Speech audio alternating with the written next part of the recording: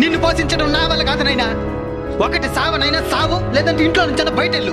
ఒంట్లో ఓపిక లేదు, సూపు సరిగ్గా కనపడడం లేదు, బయటికి తెరవేసే ఎట్ట బతికేదనైనా. బతకపోతే సావు. ఇంట్లో నుంచి తల్లిదండ్రులు తెరవేసి ప్రశాంతంగా బతికే వాళ్ళని ఎంతో మందిని చూసినాను నేను. కొన్ని రోజుల తర్వాత, నైనా నీకోసం ఫ్రూట్స్ తెచ్చినాను నైనా.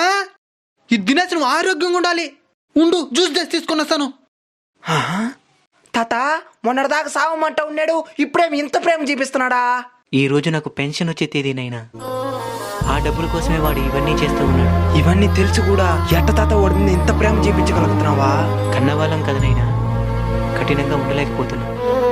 మా అలాంటి ముస్లిం వాళ్ళందరూ మీ పెళ్ళిళ్ళు చూసి చనిపోవాలని ఎందుకు ఆశపడతామో తెలుసానైనా.